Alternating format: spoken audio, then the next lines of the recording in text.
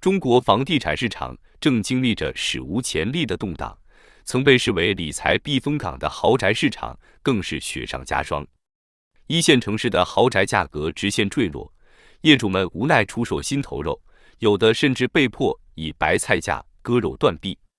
曾经锃亮的豪宅，今朝竟黯然失色。上海豪宅价格暴跌数千万，北京亦是场景重现，令人瞠目结舌。业主们捶胸顿足，有如身陷囹圄。资金链告急，唯有惨遭被迫低价出售，血本无归的悲剧屡见不鲜。中国房地产暴雷，不仅贵族阶层受创，普通房奴亦深受其害。住房价格直直落，人心惶惶。这一连串的阴霾，无疑是对市场信心的重创。未来走向暗无天日，暗潮汹涌。在上海这座曾经的东方明珠，如今却满目苍夷。曾经价值数千万的顶级豪宅，如今被业主们以残酷的价格拍卖。一位在瑞虹新城2期购买94平米两房套的上海业主，2021年8月斥巨资1380万买入，如今房价已经暴跌至1033万，但仍然无人问津。即便这位业主已在最近几个月连续5次疯狂让利，总计降价347万，但仍无买家接手。眼见市场行情一直没有好转，这位业主也感到身心俱疲，只盼尽快出手换现金止损。这只是上海豪宅暴跌的个案之一。一位资深房地产经纪人手中就有5套内环内顶级豪宅被业主割肉出手，跌幅惊人。其中最狠的一套是陆家嘴著名豪宅世茂滨江花园的一处312平米4房，原价高达3800万，如今直接腰斩，拍卖底价只有2800万，足足跌价1000万元。其他几套豪宅降价幅度也在600万至900万元之间，包括静安区嘉天汇192平米3房，由4680万拍卖至3800万。静安1号172平米3房，由4300万砍至3600万。黄浦区老牌豪宅华润外滩9里188平米3房，降至3300万。房地产经纪人直言，之所以降价如此之狠，完全是因为这些业主急需变现周转资金，无可奈何之下，只能忍痛割爱。这些房产已经降至各自小区内最低价，而且房地产经纪人保证无底线，买家还可以继续砍价。遭重挫的不只是豪宅，普通住房也面临着暴跌打击。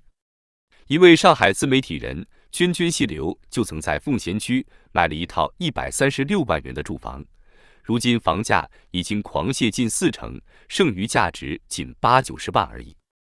我当初是看好这个区域的教育和交通规划，原以为可以一炮而红，买到学区房。这位业主自嘲，完全是当初的一厢情愿和痴心妄想。他没想到，后来家中接连发生车祸和家人生病的变故，加之上海经济越来越差，收入大幅缩水。如今也只能被迫出手转卖房产，但纵然已经贬值40%多，卖房还是血亏。不仅上海如此，北京豪宅也应声入场，全线下跌。豪宅地产一度被视为铁板钉钉的保值神话，不攻自破。曾经的北京最昂贵地段望京豪宅标杆望京金茂府，目前已有一套225平米3居，降价至惊人的2200万元，单价仅9.7万每平米。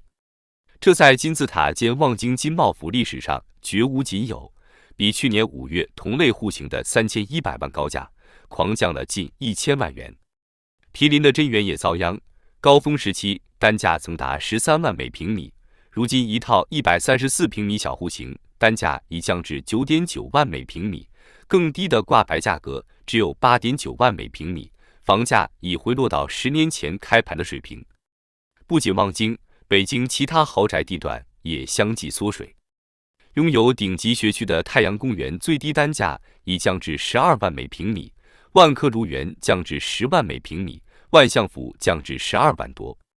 中介透露，现在挂牌出售的豪宅业主，40%是准备或已经离开中国的润人士，而且房源越大，比例越高。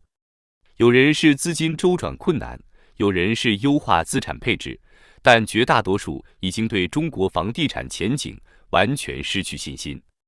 曾经被视为地产铁律的北京房价也开始不攻自破。以前楼市最火时期，新盘如果比二手房低1万多，就会被视为倒挂了，很快二手房会拉升和新盘看平。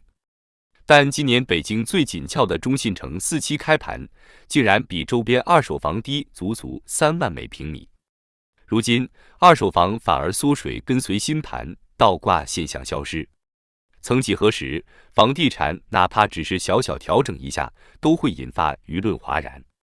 但如今整个市场暴跌，豪宅大幅降价近千万，普通住房也贬值40%，已经慢慢失去喧嚣的能量。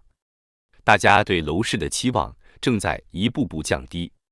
最残酷的数据是，上海业主割肉出售豪宅，最高降价达1000万。北京顶级豪宅区域如望京金茂府和真源，单价已经跌破10万大关，重返10年前水平。房地产项目从开发到现房出售，通常需要3到5年的时间。也就是说，现在大面积降价和血亏的房产，其实是3-5年前就已经在酝酿了。如此看来，中国房地产寒冬并非一蹴而就，而是从多年前就已缓缓拉开了序幕。接下来，经过这一轮大规模的让利和降价潮，也许最危险的时期就会过去。但房地产失去了保值增值的神话，普通消费者也再难将其视为一个好的投资渠道。未来，无论是豪宅还是普通住房，其价格很可能将真正做到只买不投资。而那些期望房产保值增值、实现财富自由的美梦，也终将不复存在。事实上，在这场房地产大崩盘的浩劫中，投资客和炒房族首当其冲遭受重创。以往一套房产捞一笔的传统投资逻辑，如今已经行不通了。据不完全统计，北京、上海等一线城市二手房成交量已经大跌40%以上。在北京，3月份工作日的网签量勉强维持在600套左右，远低于楼市回暖的1.5万套预期水平。曾经房地产投资前景无限的神话，如今也只能绝望地破灭。一位老北京人王先生就是其中的缩影。他在2017年时斥资3000多万，在朝阳区买下了一套200平米的大平层豪宅，本打算作为老年居所的同时，也视作是一种投资理财。可没想到5年后的今天，这套豪宅如今已经累计贬值近1500万，价格仅为原来的1半不到。王先生痛心疾首，这几乎是我们家所有的积蓄和老本了，没想到落得如此下场。类似王先生这样的掌图现空的投资客不在少数，尤其是在房地产大热的2016至2017年间，购房者如今遭受的资产缩水更为惨重。据测算，当年北京别墅均价在7万元每平米左右，而如今同样户型已经腰斩，只卖3万出头。不少业内人士预计，未来北京房价最多只能维持在城6区2万元每平米的水平。这意味着，在等待数年时间，像王先生这样的投资客，或许要面临资产另一次直线下跌的噩梦。此外，不少购房者曾是抱着买房生儿育女的美好期盼，但如今也面临着巨大的生活压力。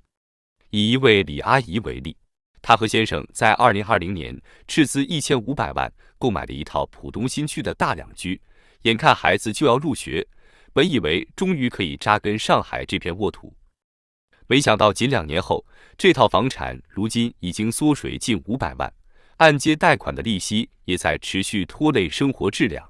当初买房时还被房产经纪人忽悠说房价每年至少能涨10%，现在看来简直就是异想天开。李阿姨愤怒且无助地说，种种凄惨的例子不胜枚举，只能说明有投资价值的房产时代或许真的已经彻底远去。在这轮大起大落的重创之下，投资客、改善者和首次买房者全都遭了殃。未来，房地产市场只剩居住属性，买房将只是为了一个家的概念，而非投资理财的途径。